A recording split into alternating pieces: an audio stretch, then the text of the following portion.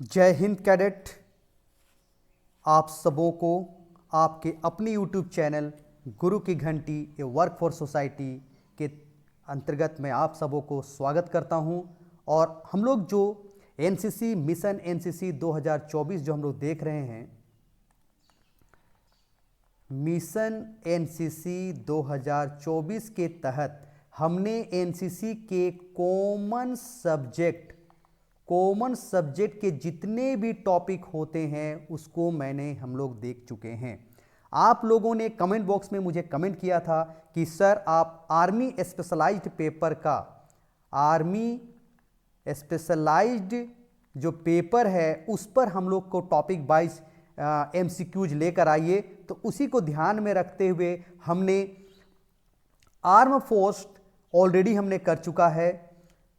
अब हम लोग नया टॉपिक जो आर्मी स्पेशलाइज्ड पेपर का है, मैप रीडिंग, इसको आज हम लोग देखने जाएंगे। तो कैडेट आप सभी अगर एनसीसी 2024 का एग्जाम 2024 में आप एनसीसी का एग्जाम दे रहे हैं, चाहे वो ए सर्टिफिकेट एग्जाम हो, चाहे बी सर्टिफिकेट एग्जाम हो, चाहे सी सर्टिफिकेट एग्जाम हो, अगर आप इन तीनों ही सर्टिफिकेट एग्जाम दे रहे हैं तो मैप रीडिंग आप लोगों के लिए बहुत ही महत्वपूर्ण टॉपिक है। और इससे न केवल रिटन एग्जाम में क्वेश्चंस आते हैं बल्कि प्रैक्टिकल एग्जाम्स में भी मैप रीडिंग से क्वेश्चंस पूछे जाते हैं।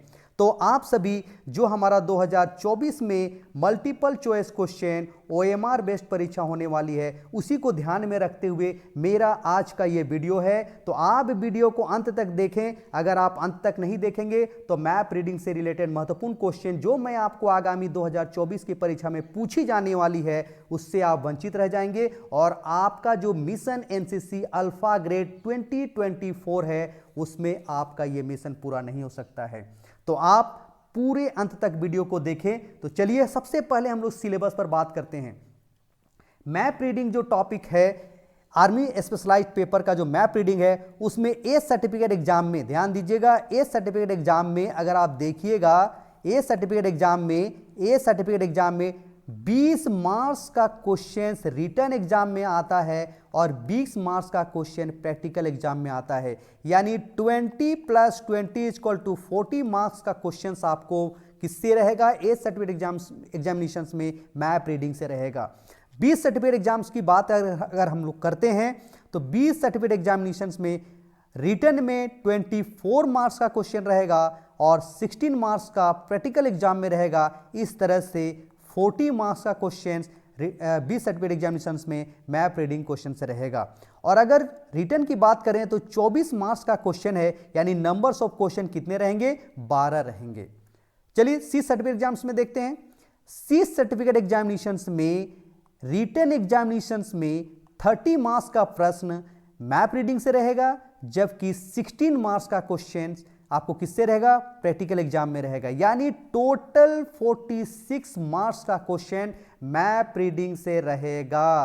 तो सभी कैडेट्स जो सी सर्टिफिकेट एग्जामिनेशंस में दे रहे हैं इसको लाइटली नहीं लीजिए, सीरियसली इस पूरे वीडियो को अंत तक देखिए और इसका लाभ उठाइए, ठीक है।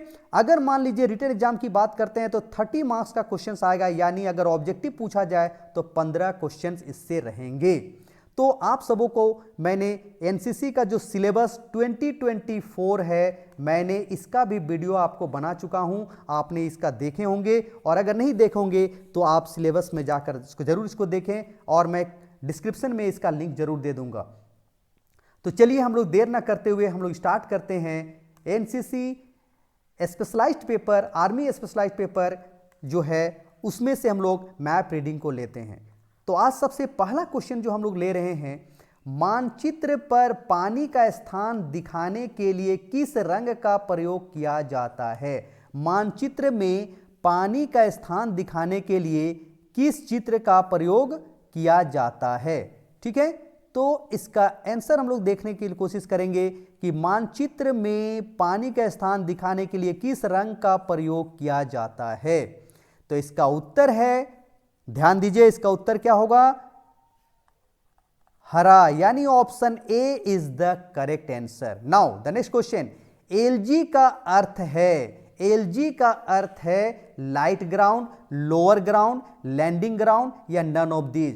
तो एलजी का जो उत्तर है उसका आंसर है option B, lower ground is the correct answer. Okay, now next question. अब यहां देखिए, बड़ी दोहरी रेलवे लाइन के लिए किस सांकेतिक चिन्ह का प्रयोग किया जाता है? दोहरी रेलवे लाइन के लिए किस सांकेतिक चिन्ह का प्रयोग किया जाता है? Broad gauge double railway lines. तो आपके पास चार ऑप्शन दिए हुए देखिए, ए में भी है, बी भी है, सी भी है और डी है। इन चारों में से आपको सही उत्तर को पहचानना है। तो बड़ी दोहरे रेलवे लाइन के लिए किस सांकेतिक चिन्ह का प्रयोग किया जाता है? The right answer is option A. तो देखिए, ये जो चिन्ह आपके सामने बना हुआ है, ये बड़ी दोहरी रेलवे लाइन के लिए सांकेतिक चिन्ह है। Okay, next question. ये देखिए, बॉक्स एक बना हुआ है और उसमें CH चिन्ह का अर्थ क्या होता है? The right answer of this question is option B, circuit house. तो अगर मान लीजिए इस तरह से बॉक्स बनाकर यहां CH लिखा हुआ है, तो इसका अर्थ, इसका फुल फॉर्म है या इसको सिंबल है, किसका सिंबल है? सर्किट हाउस का सिंबल है। The right answer is option B. Okay, next question. Question number 5, मानचित्र में RF का क्या अर्थ होता है? मानचित्र में अगर RF लिखा हुआ है तो इसका क्या अर्थ होता है? Railway forest, roof forest, reserve forest या railway force? The right answer is option C, reserve forest. तो reserve forest is the correct answer. मानचित्र में RF का अर्थ होता है reserve forest. Okay, next question. X चिन्ह का अर्थ क्या होता है? अगर एक्स चिन्ह लिखा हुआ है तो इसका क्या अर्थ है? ये किस सांकेतिक चिन्ह को बतलाता है? बांध के लिए, बगीचा के लिए, झील के लिए या उजड़ा गांव? The right answer is option D, उजड़ा गांव के लिए हम लोग क्या प्रयोग करते हैं? एक्स चिन्ह का, सांकेतिक चिन्ह का प्रयोग करते हैं। Next question. पक्का कुआं का चिन्ह है, पक्का कुआं का चिन्ह है, इसके लिए कौन सा सांकेतिक चिन्ह है? ऑप्शन ए भी दिया हुआ है, देखिए बी भी है, सी भी है और डी भी है। ऑप्शन ए, बी, सी और डी आपके सामने दिया हुआ है। The right answer is option A. Option A is the correct answer. ये पक्का कुआं के लिए इस चिन्ह का प्रयोग किया जाता है। Next question. ट्रिपल एक्स चिन्ह का अर्थ है? ट्रिपल एक्स चिन्ह का जो है सैन्य क्षेत्र में किस लिए प्रयोग किया जाता है? ब्रिगेड के लिए, डिवीजन के लिए, कोर के लिए या आर्मी ग्रुप के लिए? The right answer is option C, corps के लिए हम लोग ट्रिपल एक्स का प्रयोग करते हैं। Okay, next question. Prismatic compass का पूरा नाम क्या है? प्रिज्मेटिक कंपास का पूरा नाम क्या है? Option A, lead prismatic compass mark 3A, B, liquid prismatic compass mark 3A, C, land prismatic compass mark 3A, D, load prismatic compass mark 3A। तो आपको इन चार ऑप्शन में से सही आंसर का चूज करना है कि प्रिज्मेटिक कंपास का पूरा नाम क्या है। The right answer of this question is 9 का जो राइट आंसर है वो option B, liquid prismatic compass mark 3 prismatic compass का पूरा नाम है। Okay, next question. नॉर्थ कितने प्रकार के होते हैं? नॉर्थ कितने प्रकार के होते हैं? 2, 3, 4 या 5? The right answer is option B, north 3 प्रकार के होते हैं। Okay, next question. कागज पर उपलब्ध किसी स्थान की स्पष्ट एवं सटीक जानकारी बताने वाला कहलाता है? कागज पर उपलब्ध किसी स्थान की स्पष्ट एवं सटीक जानकारी बताने वाला कहलाता है मानचित्र, हॉस्पिटल, जमीनी हकीकत या भूगोल? The right answer is option A. Right answer is option A. क्या कहलाता है? मानचित्र कहलाता है। Okay, next question. मानचित्र पर दक्षिण से उत्तर खींची हुई ग्रिड रेखाओं को कहते हैं? मानचित्र पर दक्षिण से उत्तर खींची हुई ग्रिड रेखाओं को कहते हैं? The right answer is sting रेखाएं या स्टिंग लाइन कहते हैं। दक्षिण से उत्तर जो रेखा खींची हुई रहती है ग्रिड रेखाओं को क्या कहते हैं? स्टिंग रेखाएं कहते हैं। Next question. मानचित्र में हरा रंग से किस चीज को दर्शाया जाता है? वेरी इंपॉर्टेंट क्वेश्चन है। मानचित्र में हरा रंग से किस किस चीज को दर्शाया जाता है? वनस्पति को, घास को, वृक्ष को या इनमें से सभी? The right answer is D, इनमें से सभी। यानी मानचित्र में वनस्पति, घास और वृक्ष, इन तीनों को हरा रंग से दिखाया जाता है। Okay, next question. नाइट मार्च चार्ट में पहुंचने का स्थान चार्ट में लिखा जाता है। ध्यान दीजिए, नाइट मार्च चार्ट में पहुंचने का स्थान चार्ट में लिखा जाता है। कहां लिखा जाता है? ऊपर में, बीच में, नीचे या कहीं भी। तो मानचित्र में जो नाइट मार्च चार्ट बनाया जाता है, नाइट मार्च जो चार्ट बनाया जाता है, उसमें पहुंचने वाले स्थान को चार्ट में सबसे ऊपर लिखा जाता है, सबसे ऊपर लिखा जाता है। नेक्स्ट क्वेश्चन, मानचित्र के क्या क्या फायदे हैं? क्वेश्चन नंबर 15 क्या कहता है? मानचित्र के क्या क्या फायदे हैं? भूमि पर अपनी स्थिति जानने में, एक स्थान से दूसरे स्थान की दूरी और दिशा जानने में, किसी भूभाग की विशेषता जानने में, या इनमें से सभी, या all of the above. The right answer is option D, इनमें से सभी के लिए मानचित्र का प्रयोग किया जाता है। चाहे भूमि पर अपनी स्थिति जानने के लिए, एक स्थान से दूसरे स्थान की दूरी और दिशा जानने के लिए, या किसी भूभाग की विशेषता जानने में हम किसका प्रयोग करते हैं? मानचित्र का प्रयोग करते हैं। नेक्स्ट क्वेश्चन, निम्न में से मानचित्र के प्रकार हैं। निम्न में से मानचित्र के प्रकार हैं भौगोलिक मानचित्र, राजनीतिक मानचित्र, सैनिक मानचित्र, या डी इनमें से सभी। The right answer is option D, इनमें से सभी। तो मानचित्र के प्रकार क्या है? भौगोलिक मानचित्र भी है, राजनीतिक मानचित्र भी है और सैनिक मानचित्र भी है। इसीलिए इनमें से सभी इसका सही उत्तर होगा। नेक्स्ट क्वेश्चन, मानचित्र की संरचना क्या क्या है? मानचित्र की संरचना क्या क्या है? ऑप्शन ए, उत्तरी हाशिया या मानचित्र का ऊपरी भाग, नॉर्दर्न मार्जिन। दक्षिणी हाशिया, मानचित्र का निचला भाग या साउदर्न मार्जिन। आंतरिक हाशिया या मानचित्र का मध्य भाग, इंटरनल मार्जिन, और इनमें से सभी। क्वेश्चन नंबर 17 का सही उत्तर है डी, इनमें से सभी। यानी उत्तरी ऊपरी भाग भी है मानचित्र का निचला भाग भी है, और मानचित्र का क्या है?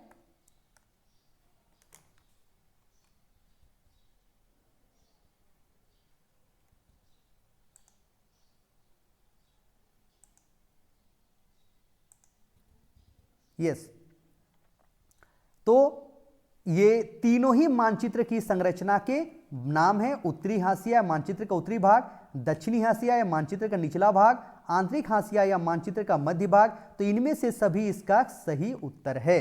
नेक्स्ट क्वेश्चन, मानचित्र के उत्तरी हाशिए में क्या क्या दर्शाया जाता है? मानचित्र के उत्तरी हाशिए में क्या क्या दर्शाया जाता है? मानचित्र का शीर्षक, सर्वेक्षण का वर्ष और तीनों उत्तरों की स्थिति। तो डी है इसका सही उत्तर है, डी इनमें से सभी। या मानचित्र के उत्तरी हाशिए में मानचित्र का शीर्षक भी दर्शाया जाता है, सर्वेक्षण का वर्ष भी दर्शाया जाता है और तीनों उत्तरों की स्थिति को भी दर्शाया जाता है उत्तरी हाशिए में। इसीलिए इसका सही उत्तर हो जाएगा ऑल ऑफ दी अबव, इनमें से सभी। नेक्स्ट क्वेश्चन, मानचित्र के उत्तरी हाशिए में क्या नहीं दिखाया जाता है? ध्यान दीजिएगा, मानचित्र के उत्तरी हाशिए में क्या नहीं दिखाया जाता है? स्थान, जिले का नाम, मानचित्र का संदर्भ, रोमर, ग्रिड रेखाओं का संदर्भ। तो मानचित्र के उत्तरी हाशिए में क्या नहीं दिखाया जाता है? तो ध्यान दीजिएगा, ग्रिड रेखाओं का संदर्भ जो है मानचित्र के उत्तरी हाशिए में नहीं दिखाया जाता है। स्थान, जिले का नाम, मानचित्र का संदर्भ और रोमर, ये तीनों ही उत्तरी हाशिए में दिखाया जाता है, लेकिन डी जो है ग्रिड रेखाओं का संदर्भ नहीं दिखाया जाता है। नेक्स्ट क्वेश्चन हम लोग आते हैं, क्वेश्चन नंबर 20। मानचित्र के आंतरिक हाशिए में क्या दर्शाया जाता है? मानचित्र के आंतरिक हाशिए में क्या दर्शाया जाता है? चारों कोनों पर अक्षांश और देशांतर रेखाओं की संख्या, विभिन्न तहसील के नाम, पड़ी रेखाओं की संख्या और इनमें से सभी। मानचित्र के आंतरिक हाशिए में क्या दर्शाया जाता है? तो चारों कोनों पर अक्षांश और देशांतर रेखाओं की संख्या, विभिन्न तहसील का नाम और पड़ी रेखाओं की संख्या, ये तीनों को दिखाया जाता है। यानी इसका सही उत्तर हो जाएगा ऑप्शन डी, इनमें से सभी। तो कैडेट, आप सबों के बीच मैं मैप रीडिंग से संबंधित महत्वपूर्ण 20 क्वेश्चन आज मैं आपके समक्ष बात किया हूं। तो 20 प्रश्न को आप अच्छी तरह से देख लें, याद कर लें और आपकी तैयारी को और मजबूती प्रदान करें। तो आने वाले जो मेरे पास लगभग 60 क्वेश्चन है मेरे पास, तो लगभग 60 क्वेश्चन जो इंपॉर्टेंट क्वेश्चन मैं आपको बताऊंगा। तो इस तरह के जो मैप रीडिंग से संबंधित और भी टॉपिक से जो मैं वीडियो डालूंगा, तो आप सभी वीडियो को पार्ट 1, पार्ट 2, पार्ट 3 आप जरूर देखिए। 20-20 क्वेश्चन का मैं वीडियो बना रहा हूं, तो आप इस 20 क्वेश्चन को अच्छी तरह से याद कर लें। और अगर क्वेश्चंस आपको अच्छा लगे, वीडियो अच्छा लगे, तो जरूर लाइक करें, कमेंट बॉक्स में जाके कमेंट करें और अधिक से अधिक शेयर करें। और आप मैप रीडिंग का जो आने वाला वीडियो है उसको भी देखिए, तभी आपकी तैयारी अच्छी तरह से हो सकती है। और मिशन एनसीसी अल्फा ग्रेड जो मैंने एक मुहिम चला रहा हूं, ये तभी सक्सेस हो सकता है। तो चलिए कैडेट, अगले वीडियो मैप रीडिंग का मिलेंगे, तब तक के लिए जय हिंद, जोहार।